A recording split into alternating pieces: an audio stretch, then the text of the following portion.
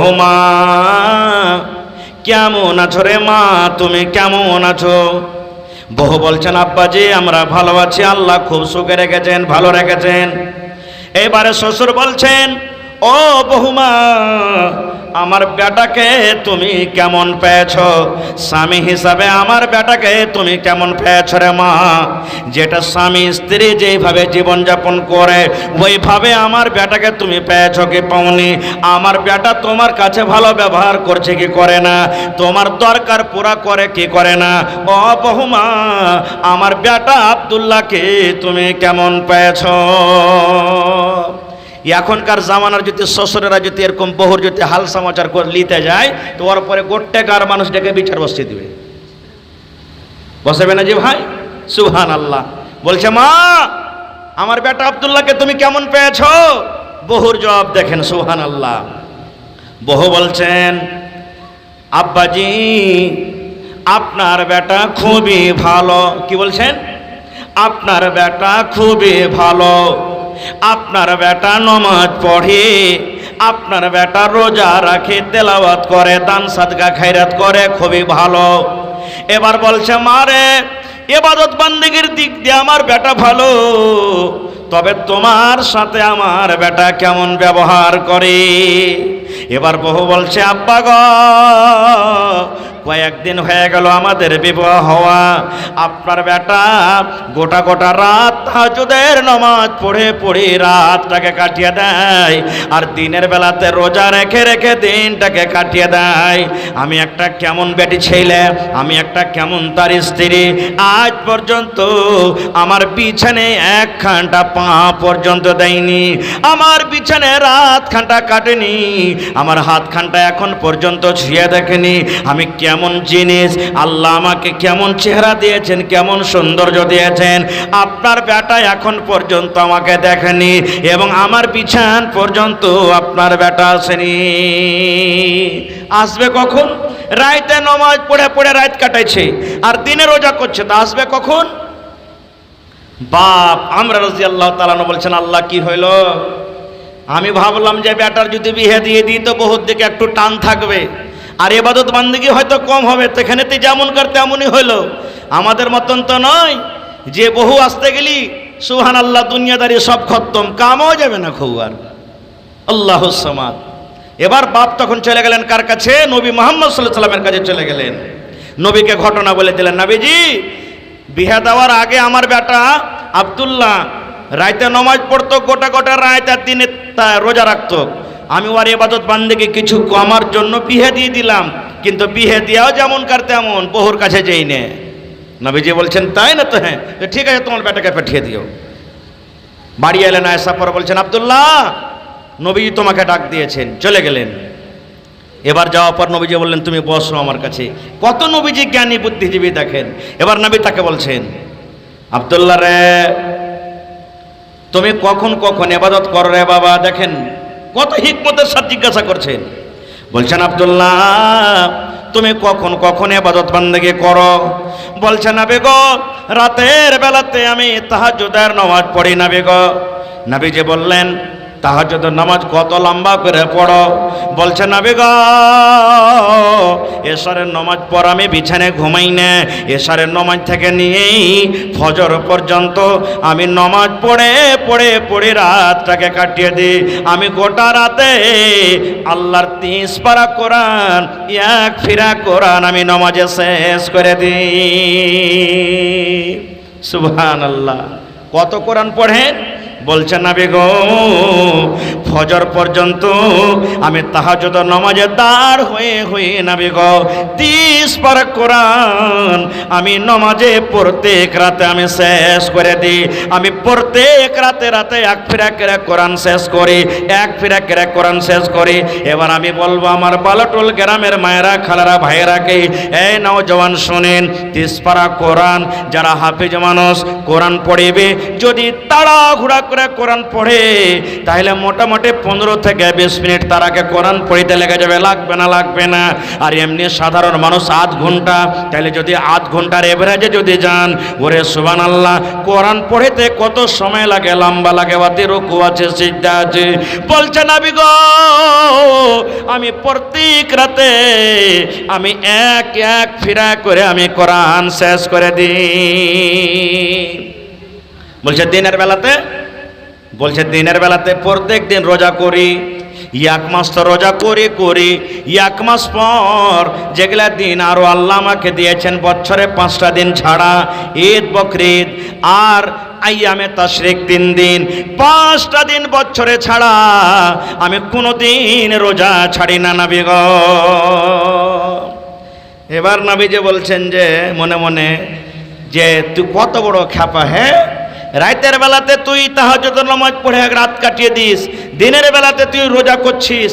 এবারে তখন নবী তাকে বলছেন বিয়ে শাদী করেছো? আগে যদি কইতেন বিয়ে শাদী করেছো তাহলে কিন্তু হতো না। এত গালি শোনা পর তখন বলছেন যে বিয়ে শাদী করেছো? বলছে করেছি নবীজি, আমার স্ত্রী বাড়িতে আছে। এবার নবীজি তখন বললেন আরে বাবা, তুমি যে গোটা গোটা রাতে তাহাজ্জুদের নামাজ পড়ে কাটিয়ে দাও আর দিনের বেলাতে রোজা করো, তাহলে বিবির কাছে তুমি সময় কখন দাও? কখন সময় দিচ্ছ তুমি বিবির কাছে? তখন বলছে হুজুর আমি তো ওইটাই যাই না, ওইটা করতে পারি না, সময় পাই না খুব। এবার নবীজিকে বলছেন দেখেন, হ্যাঁ আল্লাহর বান্দা রে, আল্লাহ যে তোমাকে 2টা চোখ দিয়েছে রে আল্লাহর বান্দা, এই চোখের হক আছে, তোমাকে চোখকে আরাম দিতে হবে। আল্লাহ রাব্বুল আমিন তোমার বাড়িতে যদি মেহমান দিয়া থাকে, মেহমানের সাথে 2টা ভালো মনে কথা বলতে হবে, মেহমানের হক রয়েছে। তোমার আওলাদ বাড়িতে যদি থাকে, সন্তান থাকে, বেটা বেটের সাথে মহব্বত পেয়ারের সাথে 2টা কথা বলতে হবে, এটা তোমার পরে হক রয়েছে। আল্লাহ তোমাকে যে বিবি দিয়েছে, বিবির ওপরে তোমার হক রয়েছে, বিবিকে তোমাকে সময় দিতে হবে। আর সমস্ত হক বলার হক মেরে যদি তুমি আল্লাহর ইবাদত বান্দেগি করো, এরকম ইবাদতে আল্লাহ রাজি হবে না রে, হবে না। এই জন্য যার যেটা হক, হক ওয়ালার কাছে তুমি হক দিয়ে দাও। যদি তুমি হক দাও তবে আল্লাহ তোমার পরে খুশি হবে। এবার সেই সাহাবী তখন বলছেন হুজুর তাহলে কি করব? নবীজি বললেন মাসে 3টা রোজা করো। কয়টা বলছেন? কথা বলেন, মাসে 3টা রোজা করো। এবার সেই সাহাবী বলছেন হুজুর প্রত্যেক রাতে প্রত্যেক দিনে আমি রোজা রাখি, মাসে 3টা রোজা আমার জন্য কম হয়ে যায়। নবীজি বললেন না রে খ্যাপা না, 3টা রোজা তুমি করো। বলছেন নবী গো ইয়ার থেকে আমি বেশি রোজা করতে পারবো। নবী বললেন তাহলে এক কাম করো, মাসে 15 দিন রোজা করো আর 15 দিন রোজা ছেড়ে দাও। মানে আজ হলো তোমার রবিবার, রবিবার রোজা করো, সোমবার ছেড়ে দাও, মঙ্গলবার রোজা করো, বুধবার ছেড়ে দাও, বৃহস্পতিবার রোজা করো, শুক্রবার ছেড়ে দাও, শনিবার রোজা করো, সোমবার ছেড়ে দাও। একদিন পর একদিন তুমি রোজা করো আর একদিন পর একদিন তুমি ছেড়ে দাও। একদিন পর একদিন রোজা করো আর একদিন পর একদিন ছেড়ে দাও। এবার কোরআন নবীজি বললেন 1 মাসে তুমি 1 ফিরা কোরআন শেষ করো। তুমি 1 মাসে 1 ফিরা কোরআন শেষ করো। বলছে হুজুর এর থেকে আমি বেশি পড়বো। কোচে এক কাম করো, 3 দিনে 1 ফিরা তুমি কোরআন শেষ করো, এর থেকে তোমাকে বেশি পারমিশন দেওয়া হবে না। এই নওজওয়ান কেমন ছিলেন সেই সাহাবী নওজওয়ান আব্দুল্লাহ রাদিয়াল্লাহু তাআলা আনহু, এত বেশি বেশি ইবাদত বান্দিগি করতেন, ইবাদত কমার জন্য কত রকম বুদ্ধি লাগালেন। আর আজ আমি আপনি কি করছি? আহা হা হা, আমার আপনার জীবনটা কোন জায়গাতে যায়? আজকে আমার আপনার জীবন চায়ের আড্ডাতে চলে যায়, মদের আড্ডাতে চলে যায়, গানের আড্ডাতে চলে যায়, নানা রকম কাজে আমরা জীবনটাকে কাটিয়ে দিই।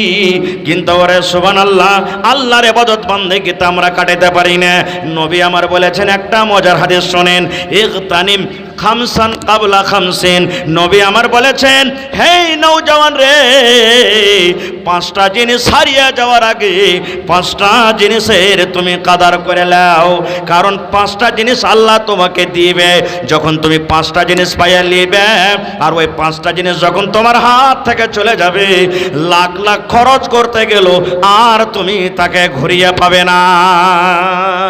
5টা জিনিস আল্লাহ তোমাকে দিয়েছে, 5টা জিনিস যখন তোমার কাছ থেকে চলে যাবে, তুমি লাখ লাখ টাকা খরচ করো, তুমি কিন্তু ওই জিনিসটাকে আর ঘুরিয়ে পাবে না। তার মধ্যে একটা কি জানেন? নবী বলেছেন আল্লাহ তোমাকে জওয়ানি দিয়েছে, বুড়া হওয়ার আগে ওই জওয়ানির তুমি লাভ ডালিয়ে লাও। এখানে যত বুড়া মানুষ আছেন, যদি গোটা গ্রামের মানুষ 1 কোটি টাকা খরচ করে যদি বলেন আল্লাহ একে জওয়ান করে দেওয়া হবে, জোরে বলেন হবে? এই নওজওয়ান এটা মনে করিয়েন না এখানে সময় আছে জি মৌলানা, এখানে আমরা তো বুড়াইনি। বুড়িয়া যখন যাবেন তখন এই নওজওয়ান, এই যুবক, এই জওয়ানি বয়স আর ঘুরিয়ে পাবেন না। এই জন্য রাসূল বলেছেন জওয়ানি বয়স আল্লাহ আপনাকে দিয়েছে, বুড়া হওয়ার আগে আগে জওয়ানির মজা নিয়ে লাও। এরকম একটা আছে, আল্লাহ আপনাকে টাকা দিয়েছে, টাকা শেষ হয়ে যাওয়ার আগে টাকার আপনি লাভ নিয়ে এলেন, বুড়িয়া যাবেন, বেটা বেটির নামে সব জমিন করে দিবেন, তখন টুক টুক টুক টুক তাকাবেন, হারে বালুটল মসজিদে আজ যদি টাকা থাকতো আমি 1 লাখ টাকা 1000 টাকা দান করতাম। সারা সম্পত্তি বেটারা ভাগ করে নিয়েছে, বেটিরা ভাগ করে নিয়েছে। রাসূল বলেছেন টাকার মালিক তুমি আছো, আল্লাহ তোমাকে টাকা দিয়েছে, টাকা তোমার হাত থেকে চলে যাওয়ার আগে তুমি তার লাভ নিয়ে নাও। মনটা খারাপ হয়ে গেল, আফসোস করে বসে আছে। এবার নবীজি তাকে বলছেন আল্লাহর বান্দিরে তুমি মন খারাপ করিও না, মন খারাপ করিও না। আমি এই জন্য বললাম কোনো বুড়া কোনো বুড়ি আল্লাহর জান্নাতের ভেতরে যাবে না রে। যদি তুমি 80 বছর হইয়া মরো, 60 বছর হইয়া মরো, 90 বছর হইয়া মরো, 100 বছর হইয়া যদি মরো, আল্লাহ যখন তোমাকে জান্নাত দেবে, ওই বুড়ার অবস্থাতে তোমাকে আল্লাহ জান্নাত দেবে না। যে কোনো বয়সে তুমি মরো না কেন, আল্লাহ যখন তোমাকে জান্নাত দেবে তখন তুমি 25 বছর 30 বছরকার নওজওয়ান করে আল্লাহ তোমাকে জান্নাতের ভিতরে দিবে। তুমি যদি 80 বছরকার বুড়া হয়ে মরো, তবে আল্লাহ 30 বছরকার জওয়ান করে আল্লাহ তোমাকে জান্নাত দিবে।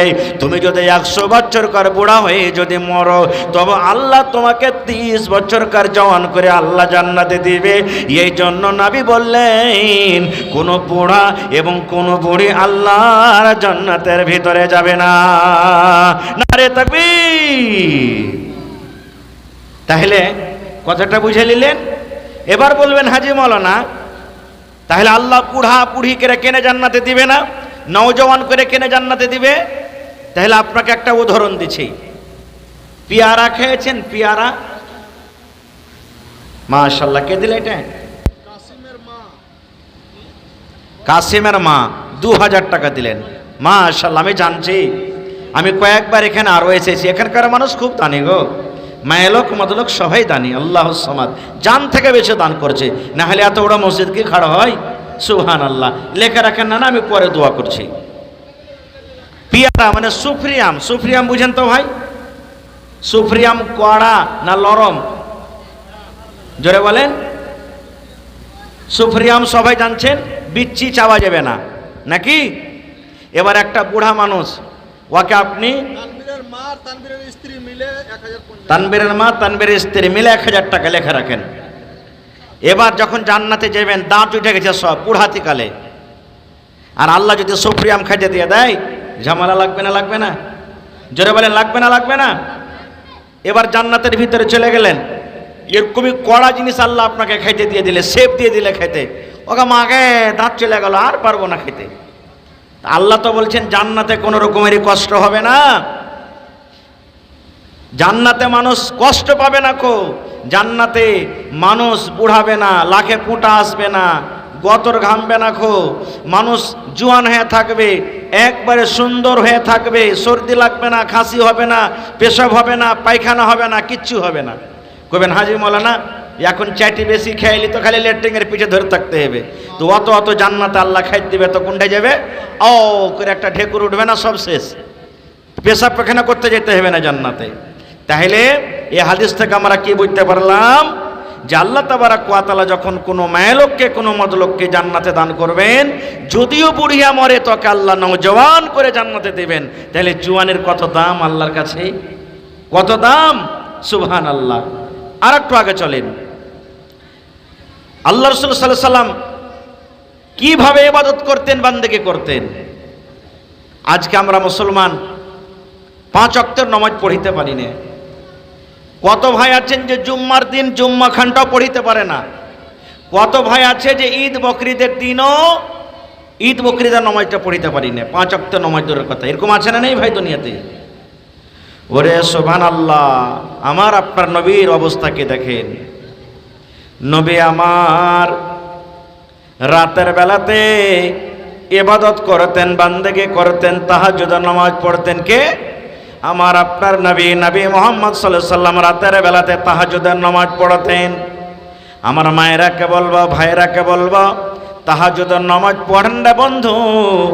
যদি পারেন প্রত্যেক দিন পড়েন, যদি না পারেন কমসে কম হপ্তাতে একদিন পড়েন, যদি নাও পারেন মাসে একদিন পড়েন, যদি নাও পারেন 2 মাসে একদিন পড়েন, যদি না পারেন বছরে একদিন, 6 মাসে একদিন পড়েন, তাহাজ্জুদের নামাজ পড়েন। ওরে সুবহানাল্লাহ, আল্লাহ রাব্বুল আলামিনের নবী বলেছেন 5 ওয়াক্তের ফরজ নামাজের পর আল্লাহ রাব্বুল আমিনের নিকটে যে নামাজটার বেশি দাম সেটা হলো রাতের বেলাতে তাহাজ্জুদের নামাজ। আমরা সলাতুত তাসবিহ নামাজ নিয়ে টানাটানি করি বেশিরভাগ মানুষ। সলাতুত তাসবিহ নামাজের থেকে তাহাজ্জুদের নামাজের বেশি দাম আল্লাহর কাছে, আল্লাহর কাছে বেশি ভ্যালু। নবী আমার রাতের বেলাতে লম্বা লম্বা কেরাত করতেন। একটু লেখে রাখেন, একটু ওমন থেকে লেখে রাখেন, আমি দোয়া করে দিচ্ছি। রাতের বেলাতে নবী আমার লম্বা লম্বা কেরাত করে করে করে এমন লম্বা লম্বা হয়ে দাঁড় হয়ে থাকতেন। নবীজির নামাজ পড়ার কারণে পা গোলা নবীর মোটা মোটা হয়ে ফেলে যেত।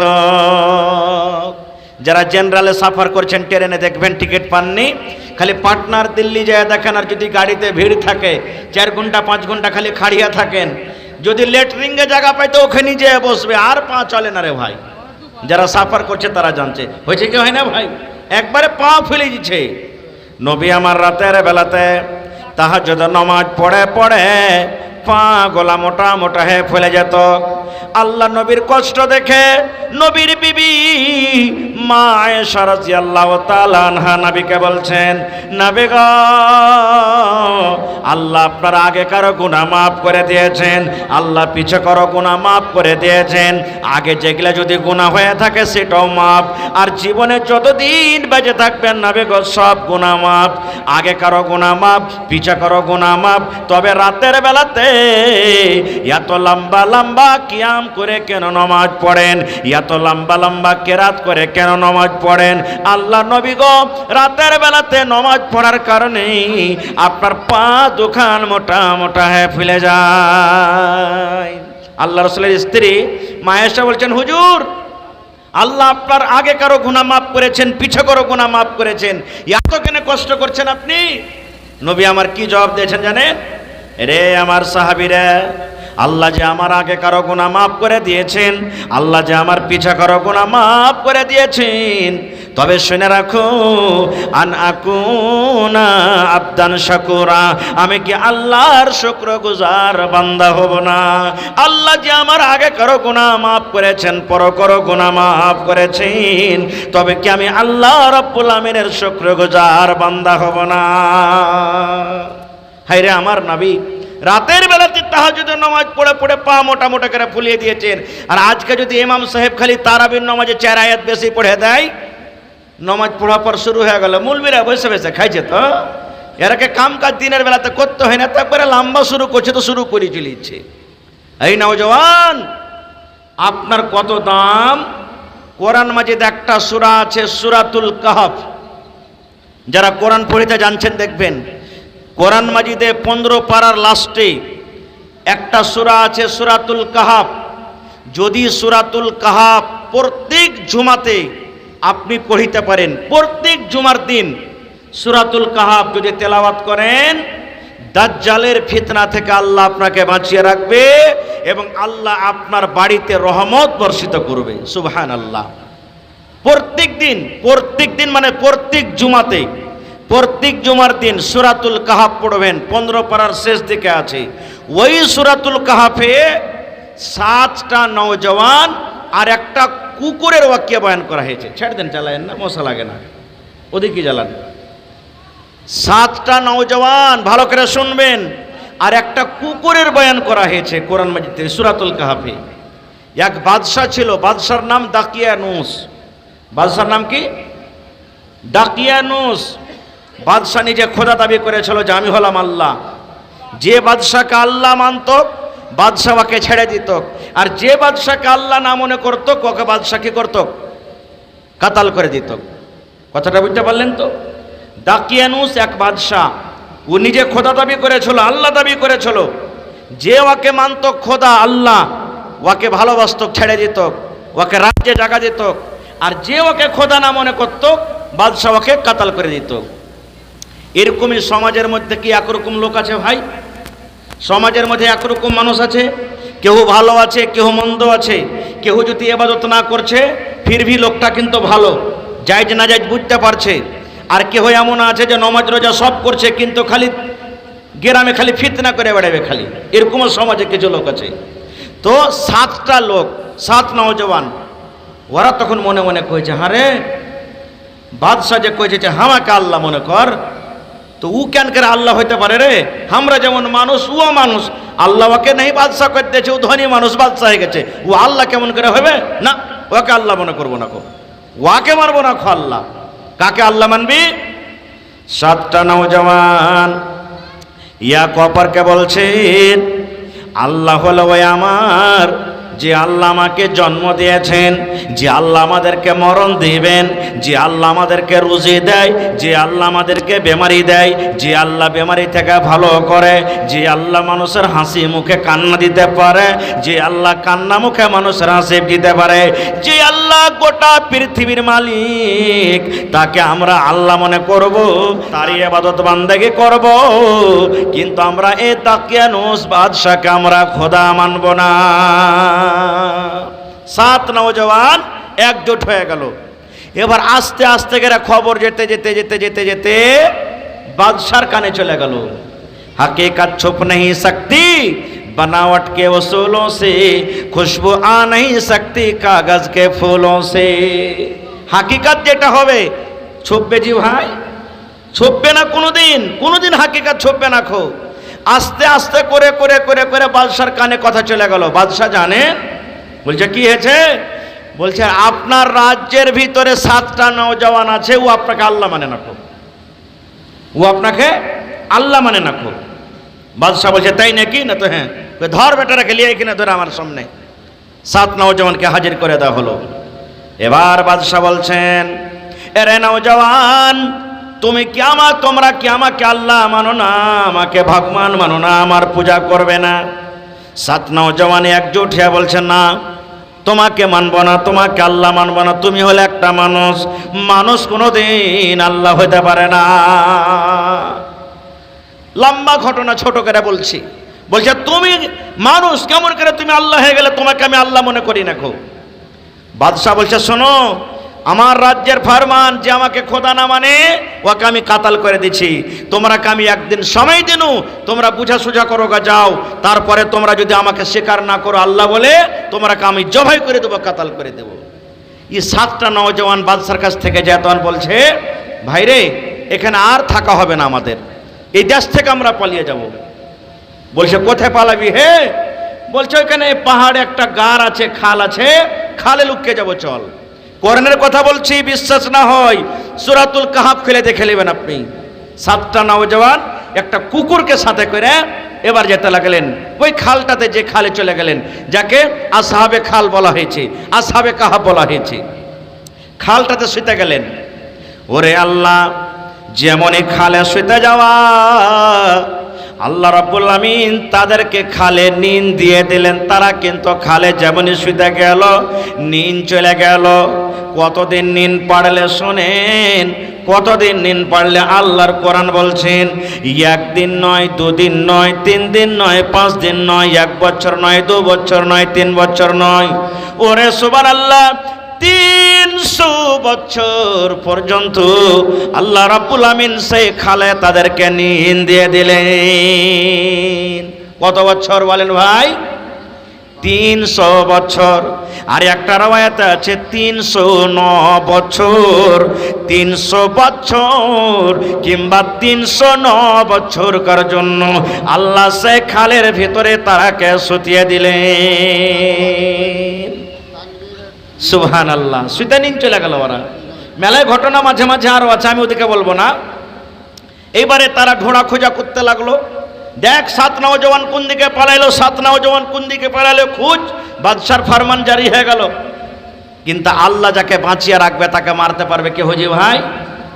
যাকো রাখে সাইয়া, যাকো রাখে সাইয়া, মার সকি না কোই, বালা বাঁকা কর সকে जो जग बैरी हो। যাকো রাখে সাইয়া, সাইয়া মানে হলো আল্লাহ। আল্লাহ যাকে বাঁচিয়ে রাখবে তাকে কেউ মারতে পারবে না। গোটা পৃথিবীর মানুষ যদি তার জন্য দুশ্মন হয়ে যায়, আর আল্লাহ যদি তাকে বাঁচিয়ে রাখে, দুনিয়ার কোনো মানুষ তাকে মারতে পারবে না। পারবে জি ভাই? জোরে বলেন পারবে? ইউসুফ আলাইহিস সালাম কেউ আর ভাইয়েরা কুয়াতে ফেলেছিল কে মেরে দিব বলে, কিন্তু ইউসুফ আলাইহিস সালামকে আল্লাহ বাঁচাবেন তো মরেছিল। জোরে বলেন মরেছিল কি? মরেনি। এবারে বাদশা চারিদিকে খবর দিয়ে দিলে, দেখো ধরো কোথায় গেল 7 নওজওয়ান, খুঁজে কিনতে পেল না। খুব যেমন আপনারা শুনেছেন ঘটনা, আল্লাহ রাসূল সাল্লাল্লাহু আলাইহি সাল্লামকে মক্কার বেঈমানেরা নবীর বাড়ি ঘেরাও করে নিয়েছিল। আজ মোহাম্মদ যেমন বাড়ি থেকে বার হবে তেমনই ওকে গারদানটাকে উড়িয়ে দেব। শুনেছেন ঘটনা? নবীজি রাতের বেলাতে বিছানায় শুইতে আছেন। নবীজি জানে না যে আমার বাড়ি কাফেররা, বেঈমান মুশরিকরা ঘেরাও করেছে, আমাকে মেরে দিবে। আল্লাহ রাব্বুল আলামিন জিবরিল ফেরেশতাকে বলছেন, ও আমার ফেরেশতা জিবরিল, একটু আমার নবীকে খবর করে দাও, আমার নবীকে মারার জন্য রে মক্কার বেঈমানেরা তলোয়ার নিয়ে নিয়ে নবীর দরজাতে বাড়ি ঘেরাও করে আছে। নবীকে আমার বলে দাও যেন মক্কা ছেড়ে, নিজের বাড়ি ছেড়ে, নিজের গ্রাম ছেড়ে, নিজের দেশ ছেড়ে হিজরত করে যেন আমার নবী মদিনা চলে যায়। যাও জিবরিল তুমি বলে দাও গা। জিবরিল ফেরেশতা এসে নবীকে বললেন। নবীজি দেখছেন, ওরে আল্লাহ, এই দেড়িটা মানুষ, ওখানে মানুষ, ওখানে মানুষ, এখানে মানুষ, সব তলোয়ার নিয়ে নিয়ে চকিয়ে আছে। যেমনই নবী বাড়ি থেকে বার হবে ওর মাথাকে কেটে দেব। এখানে মেলায় রওয়ায়াত করেছে, কোন রওয়ায়াতে এসেছে নবী এক মুঠ বালি নিলেন আর সূরা ইয়াসিন পড়ে ফু করে দিলেন, আর যেমনই ফু করে দেওয়া সব বেঈমানের চোখে পড়ে গেল। কি হলো রে, কি হলো রে? আরে চোখ কেন এরকম করতে লাগলো রে? চোখ মলতি থাকলো। নবীজি পাঞ্জর দিয়ে চলে গেলেন। আবু বকর রাদিয়াল্লাহু তাআলা আনহুকে সাথে নিলেন। রাতে হাঁটতে হাঁটতে হাঁটতে হাঁটতে সূর্য যখন উঠে গেল, ওরে সুবহানাল্লাহ, দিন যখন হয়ে গেল, দয়ার নবী আবু বকরকে বলছেন, আবু বকর রে, সকাল হয়ে গেল, এখন মুশরিকরা জানতে পেরেছে আমি বাড়িতে নাই, এখন ওরা আমাকে খোঁজাখুঁজি করতে লাগবে। এই জন্য আবু বকর, ওই চলো গারেশ্বর একটা পাহাড় আছে, ওই গারেশ্বর পাহাড়ে একটা গর্ত আছে, খাল আছে, ওই খালের ভিতরে আমরা ঢুকে যাই। খালের ভিতরে আল্লাহ রসুল আর হযরত আবু বকর রাদিয়াল্লাহু তাআলা আনহু দুজন ঢুকে গেলেন। ঘটনার দিকে আমি যাব না। মক্কার বেঈমানেরা যারা নবীর বাড়ি ঘেরাও করেছিল, সূর্য উঠতে লেগেছে, কইছে হারে কি ব্যাপার, নবী বার হয় না কেন বাড়ি থেকে? চল তো যায় দেখছি। বাড়িতে যদি যায় দেখছে তো নবীজি বিছানে নাই, শুইতে কে আছে? নবীজির জামাই হযরত আলী শুইতে আছে। চাদরখানা হটিয়ে দেখছে তো এটা আলী। বলছে এই কই মোহাম্মদ কই? বলছে আমি জানি না। ওকে টানতে টানতে টানতে কাবা শরীফ পর্যন্ত নিয়ে চলে গেলেন। এবার মক্কার বেঈমানেরা এলান করলেন, কি এলান জানেন? এই শোনো মক্কার লোকেরা, আবু বকর কার নবী মুহাম্মদকে যে ধরে আনবে, হয় জিন্দা হোক কিংবা মরা হোক, ওকে 100টা উট ইনাম দেওয়া হবে। সুবহানাল্লাহ। আমার নবীকে মারার জন্য বলছে, যে নবীকে ধরে আনবে ওকে 100টা উট ইনাম দেওয়া হবে। সব খুঁজতে লাগলো, এদিকে গেল ওদিকে গেল, খুঁজতে খুঁজতে খুঁজতে কয়েকটা বেঈমান ওই যে গর্ততে খালে নবী ঢুকে আছেন, খাল পর্যন্ত কিন্তু চলে গেছে। হযরত আবু বকর রাদিয়াল্লাহু তাআলা আনহু নবীর পাঞ্জরে বসে আছেন। এবার নবীজি গর্তের মধ্যে আছেন। হযরত আবু বকর গর্তের মধ্যে আছেন। হযরত আবু বকর রাদিয়াল্লাহু তাআলা আনহু নবীকে আস্তে আস্তে করে বলছেন, নবী গো, আমাদেরকে খুঁজতে খুঁজতে বাক্কার বেঈমানেরা দেখেন গর্ত পর্যন্ত চলে এসেছে। একটু যদি নিজের পায়ের দিকে তারা নজর করে দেখা গো নবীজি, আজকে আমরা ধরা পড়ে যাব, আমাদের জীবন বাঁচবে না, আজকে আমরা মনে হয় দুনিয়া থেকে চলে যাব। এবার নবীজি বলছেন, আবু বকর তুমি চিন্তা করো না, চিন্তা করো না, আজকে আমরা গাড়ির ভিতরে দুজন আছি রে, কিন্তু আমাদের সাথে তৃতীয় জন আছে, আমাদের আল্লাহ, আমাদের রব, আল্লাহ রাব্বুল আমিন আমাদের সাথে আছেন। এই জন্য কোনো মানুষ আমাদেরকে ধরতে পারবেন না।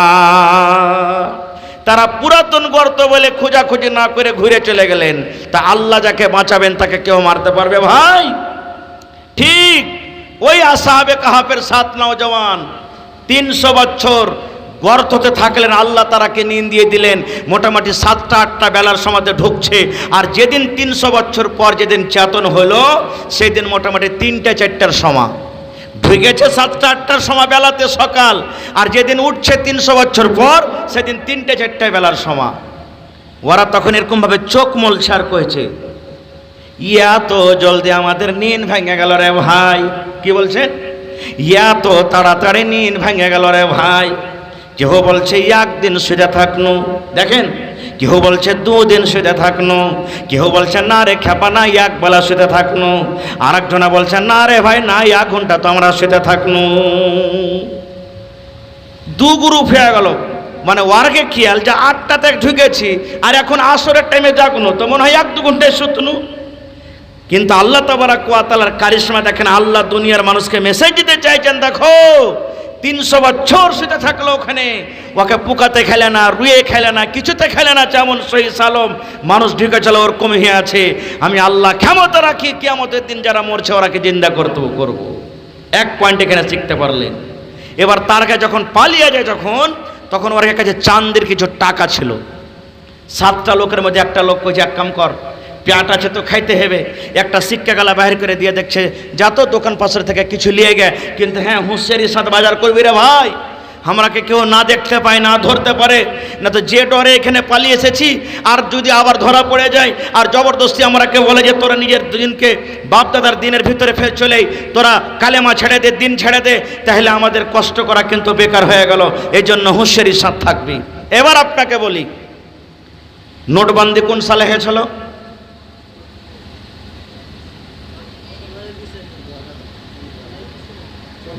2016-তে নাকি? 2016-তে মনে হয় নোটবন্দি হয়েছে। এবারে যদি ওই পুরানা 1000 টাকা নিয়ে কোনো দোকানদারের কাছে চলে যায়, তা আপনারা চিনতে পারবেন না? পারবেন না? আরে এগুলা তো 7 বছর 10 বছর 12 বছর আগের টাকা চলছিল, এই টাকার কোনো দাম নেই, কোনো ভ্যালু নাই। এটা তো ওই সরকারের জামানাতে চলছিল। চিনতে পারবেন না? পারবেন না? 300 বছর আগেকার টাকা, চাঁদের টাকা নিয়ে দোকানে গেছে। দোকানে যায় তখন যে দোকানদারকে দিচ্ছে ও চোখ বড় বড় করে দিয়েছে, কইছে আরে 300 বছর আগে তো ওই রাজার জামানার এটা টাকা, কোনটা টাকা পেলি তুই? ও কিন্তু ডরিয়ে গেছে, আল্লাহ বলে ধরা পড়ে গেল, যা আর বাঁচতে পারবো না। লোকটা বারবার করে বলছে, ভাই রে, আমি কোনো বাহিরকার মানুষ নয়, বিদেশের মানুষ নয়, এই গ্রামের মানুষ, এলাকার মানুষ, তুমি আমার টাকাটা নিয়ে নাও আর আমাকে অমুক অমুক অমুক অমুক অমুক তুমি আমাকে জিনিস দিয়ে দাও। ভাই তুমি টাকাটা নিয়ে দাও আর আমাকে অমুক অমুক সামান দিয়ে দাও, আমার দরকার আছে।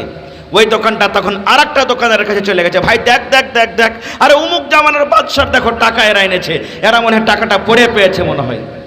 এই করতে করতে করতে কথা কিন্তু গোটা বাজারে সব জেনে ফেললো।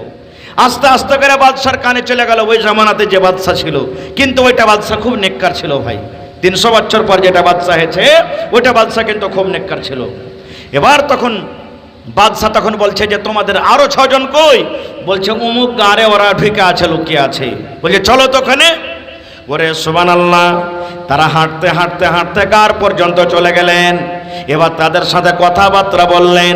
এবার তারাকে বললেন, তোমরা একদিন নয় রে, এক বেলা নয়, দুদিন বেলা নয়, তিন বেলা নয়, এক ঘন্টা নয়, 2 ঘন্টা নয়, আল্লাহ রাব্বুল আলামিনের আদেশে তোমরা 300 বছর পর্যন্ত তোমরা গারে ঘুমিয়ে থাকলে। এবার ওই নওজওয়ানের আমল দেখে সব মানুষ কালেমা পড়ে কিন্তু মুসলমান হয়ে গেল। এই নওজওয়ান, আমি বলছিলাম এই জুয়ানি বয়সের ইবাদত কত আল্লাহর কাছে পেয়ারা, যে আল্লাহ তাবারক ওয়া তাআলা তাদের জিকির কোরআন মাজিদে করে দিয়েছেন। সুবহানাল্লাহ। আর একটু আগে চলেন, আল্লাহ রাসূলের একজন সাহাবী, ওর নাম হলো আব্দুল্লাহ ইবনে আমর রাদিয়াল্লাহু তাআলা আনহু। আব্দুল্লাহ, সাহাবীটার নাম আব্দুল্লাহ। গোটা গোটা রাত তাহাজ্জুদের নামাজ পড়ে আর দিনে রোজা করে। রাতে তাহাজ্জুদের নামাজ গোটা রাত, আর দিনে রোজা। ওর আমল দেখে ওর বাপ আমরা তখন মনে মনে বলছে যে হার বেটা এখন নওজওয়ান জুয়ানি হালাতে আছে, তো গোটা গোটা রাত তাহাজ্জুদের নামাজ পড়ছে, বিছানে শুতে না, আর দিনের বেলাতে রোজা করছে, বুড়ি হয়ে যাবে তখন তো এরকম করতে পারবে না, ওর জন্য বোঝ হয়ে যাবে। তখন ওর বিয়ে দিয়ে দিলে একটা বহু দেখে, সহিহ বুখারী শরীফের হাদিস, বিয়ে দিয়ে দিলে যে বিয়ে দিতে গেলে একটু ইবাদত বান্দেগি কম হবে, বহুটার কাছে সময় দিবে। এবারে বিয়ে দেওয়ার পর কয়েকদিন পর তখন শ্বশুর বহুকে জিজ্ঞাসা করছেন, বেটার বাড়ি ঘুরতে গেছেন, বহুর হাল সমাচার জিজ্ঞাসা করতে গেছেন।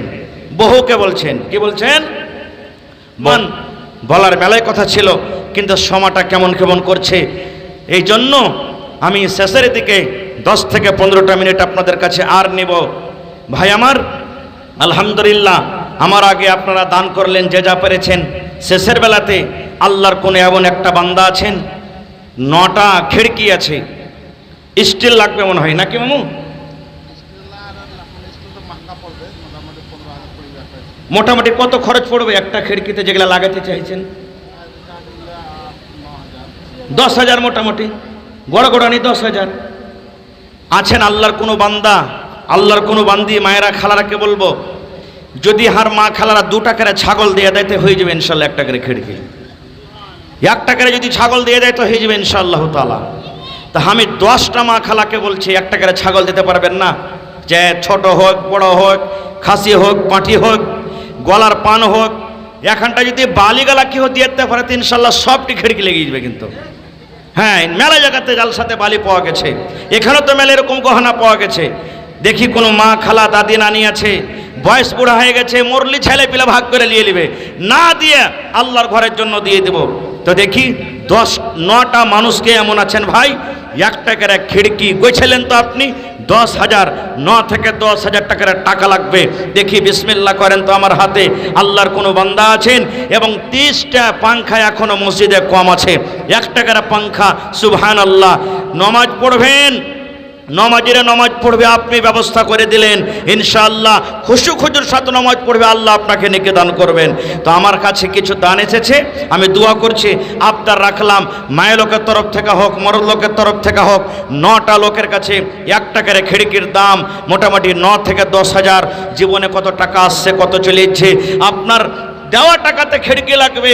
আল্লাহুস সামাদ, আপনি দেখবেন আল্লাহর ফেরেশতারা দেখতে পেয়েছেন, আল্লাহ দেখতে পেয়েছেন, দেখো অমুক বান্দা একটা খিড়কি জন্য টাকা দিয়েছে, আল্লাহ দেখো খিড়কি লেগে আছে। সুবহানাল্লাহ।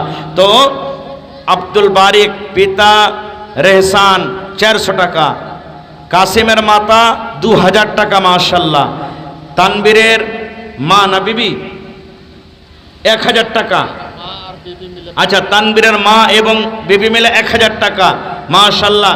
রফিকের স্ত্রী 500 টাকা, হাকিমের বিবি 500 টাকা, মাশাআল্লাহ। এই দেখেন মহিলারা দান পড়ালছেন, মোটা মোটা দান, একজন 100 টাকা, মাশাআল্লাহ। একটা খিড়কি, মাশাআল্লাহ। কি আপনার নাম? এই দেখেন মাইনুদ্দিন সাহেব নাকি, মাশাআল্লাহ। নারে তাকবীর। হাজি ভাই, এখনটা থেকে আমি বকছি আর আপনারা একটু নারা দিবেন না? ভোটের সময় হলে এখানে প্যান্ডেলে উড়ে চলিত কিন্তু। নারে তাকবীর, মাশাআল্লাহ। মাইনুল হক সাহেব 1 খিড়কি দান করে দিলেন, মাশাআল্লাহ। 1টা বাদে 1 খিড়কি নাকি? গোটা লিয়ে মাশাল্লাহ। তাহলে 2000 হয়ে গেল, আর 8000 টাকা মামা লেখালেন, 10,000 টাকা দিয়ে দিলেন মাইনুল হক সাহেব মাশাল্লাহ। এই দেখেন আল্লাহ কোরআনে বলছেন লা তাকনাতু মির রাহমাতিল্লাহ, হে আমার বান্দা আমার রহমত থেকে তুমি নিরাশ হয়ে যেও না। সুবহানাল্লাহ। রব্বানা ظلمنا أنفسنا وإن لم تغفر لنا وترحمنا لنكونن من الخاسرين ربنا آتنا في الدنيا حسنة وفي الآخرة حسنة وقنا عذاب النار। আয় আল্লাহ তোমার বান্দা মাইনুদ্দিন সাহেব রব্বুল আলামিন এক খিড়কি নিজে কবুল করলেন। আল্লাহ তার দানকে তুমি কবুল করে নাও, মনের আশাকে আল্লাহ পুরা করো, যতদিন দুনিয়াতে বাঁচবে ইমানের হালাতে রাখো, নেককার দিনদার করে রাখো। আল্লাহ হাতে টাকাতে পয়সাতে বরকত দাও, আল্লাহ খাতে খোলেনে বরকত দাও। আয় আল্লাহ মা বাপ দাদা দাদি নানা নানি শ্বশুর শাশুড়ি যারা বেঁচে আছে ভালো রাখো, আর যারা কবরে চলে গেছেন আল্লাহ তাদের কবরে তুমি জান্নাতের বিছানা দিয়ে দাও। মাশাআল্লাহ। ভালো আছেন? কি আপনার নাম? আনারুল সাহেব মাশাআল্লাহ। এক খিড়কি? হ্যাঁ হবে ইনশাআল্লাহ। 9টা লোকের কাছে চেয়েছি আমি, বেশি চাহাবো না। হ্যাঁ পাংখা দিবেন, এমন পাংখা দিবেন তো 10টা পাংখা দিবেন, আর ওই টাকাতে একটা খিড়কি হয়ে যাবে। পাংখা হার ভাইয়ের কাছে নেবো ইনশাআল্লাহ। ইনশাআল্লাহ আপনার কাছে একটা আমি খিড়কি নেবো, আমার ভাই মাইনুদ্দিন সাহেবের জোড়া হয়ে যাবে। নারে তাকবীর মাশাআল্লাহ। কহেন আলহামদুলিল্লাহ। দেখেন মোটা মোটা টাকা দিয়েছেন, এত শানদার বড় মসজিদ আপনার নির্মাণ হয়ে গেছে।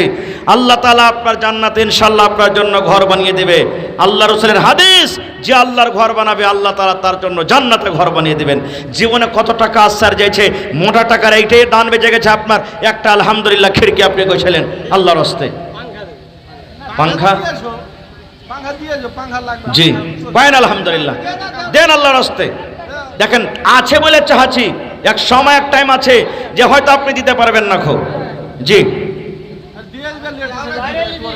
আপনি এখন না পারবেন, কিছু লেট সেটি দিবেন, কিন্তু একটা আপনি খিড়কি গেছিলেন আল্লাহর রাস্তে। আল্লাহর কাছে দোয়া করবো, রাত 12টা হয়ে গেছে, আর এ রাইতে আল্লাহ তাআলা মানুষের দোয়া কবুল করে। আসমানে দুনিয়াতে আসে, আসার পর বলে বান্দারে চাহা আমার কাছে, কি চাহাবি আল্লাহ তোকে আমি দিব। এতটি মানুষের মধ্যে জরুর আল্লাহ কাহের দোয়া কবুল করবেন। কহেন আলহামদুলিল্লাহ, কহেন কহেন আলহামদুলিল্লাহ। এখানে 500 আছে, আর 9,500 হলে হইবে ইনশাআল্লাহ তাআলা। একটু জোরে বলেন নারে তাকবীর। আনারুল সাহেব এক খিড়কি দান করলেন, দেখেন সবাই বলছেন আহা হা। এটা আপনার আব্বা? এই দেখেন বাপ কা বেটা सरस का घोड़ा कुछ नहीं तो थोड़ा थोड़ा। সুবহান আল্লাহ। আহা হা। ইব্রাহিম নবী বেটাকে কুরবানি করতে গেলেন, তখন বেটার কাছে মাশওয়ারা চেয়েছেন, বেটা আল্লাহ আমাকে স্বপ্ন দেখালছে যে তোর গলাতে ছুরি দিয়ে জবাই করছে, রাজি আছিস? আর আজ দেখেন সুবহানাল্লাহ, বাপ বেটা হিম্মত করতে পারলে না, বাপ এসে বলছেন মৌলানা দু বাপ্পাটে মিলে একটা খিড়কি দিয়ে দেবো, লিখেলেন সুবহানাল্লাহ। নারে তাকবীর মাশাআল্লাহ। তাহলে 2টা হয়ে গেল ভাই, 9টার ভিতরে 2টা পেয়ে এলো, আর মাত্র 7টা বেঁচে গেল।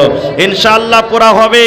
আর এটা বালুটল বাস্তি আছে, দানশীল মানুষ আছে এখানে, দিনদার মানুষ আছে ইনশাআল্লাহ। আমার মায়েরা খালারা আপনারা পাংখাগুলাতে হিস্সা নিয়ে এলেন মাশাআল্লাহ মাশাআল্লাহ। দেখেন আমার বাপজি মাস্টার আবুল কাসিম সাহেব এক খিড়কি গোছে নিলেন। একটা গেট? কয়টা গেট আছে? আচ্ছা খিড়কি গেল আগে পুরা করলেন? হ্যাঁ ইনশাআল্লাহ, একবারে সব হবে না।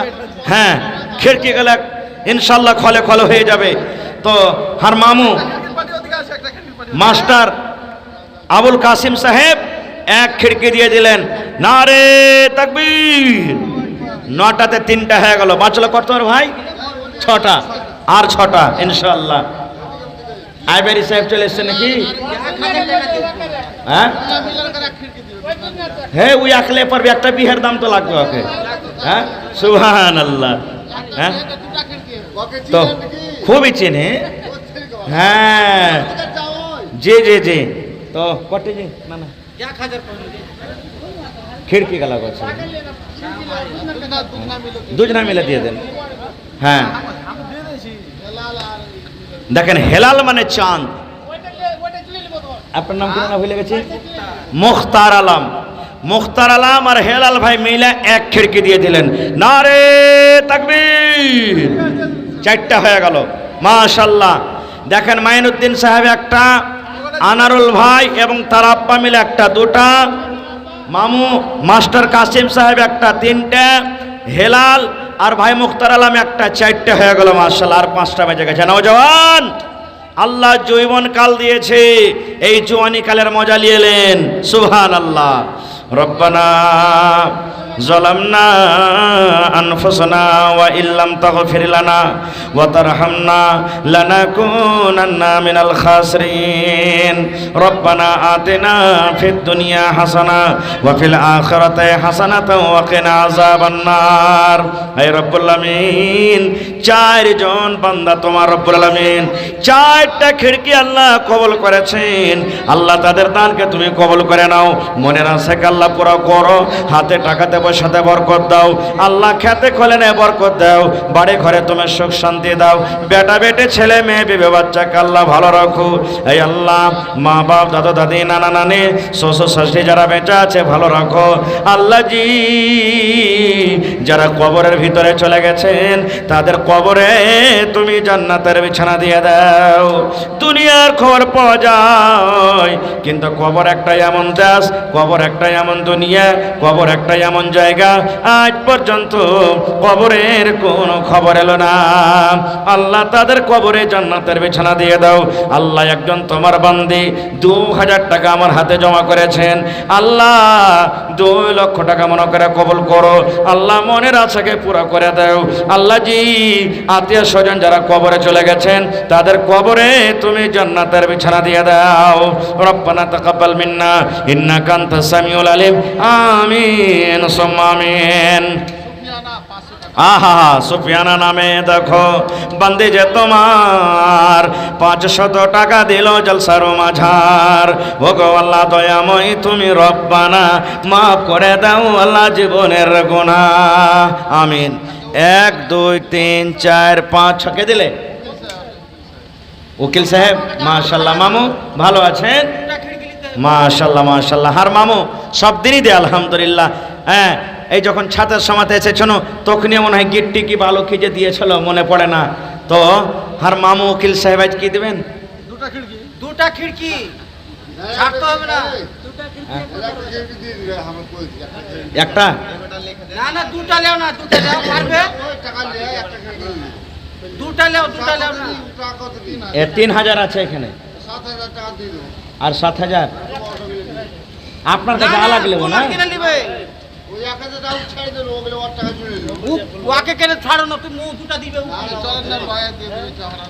আচ্ছা চলেন। ওই আগরবাতি বন্ধ করেন তো, আর আওয়াজ বসছে। আগরবাতি বন্ধ করেন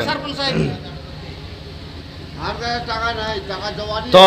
হার মামু উকিল মামুর নাম কি? আমার মামু মোহাম্মদ মকিম উকিল সাহেব দুটা।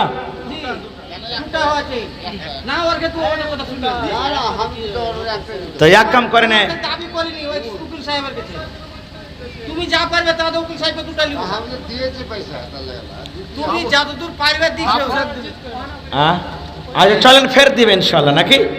হ্যাঁ, হিম্মতে বান্দা মাদাদে খোদা। ইনশাআল্লাহ কর্মে কর্মে দিবে আর দিতে হবে ইনশাআল্লাহ। তো হার মামু এর মেলায় কাম আছে। মোহাম্মদ মকিম উকিল সাহেব একটা ভৈরব সে সবাই একটা উকিল হয়েছে আলহামদুলিল্লাহ এলাকাতে। একটা খিড়কি দিয়ে দিলেন। নারে তাকবীর। 5টা হয়ে গেল ভাই। এই দেখেন, মানুষ যখন নদী পার হয় নামতে ডর লাগে, কতখানি পানি আছে, ডুববো কি হবো না হবো। আর যখন মুজ সমুদ্রে চলে তখন হিম্মত হয়ে যায়।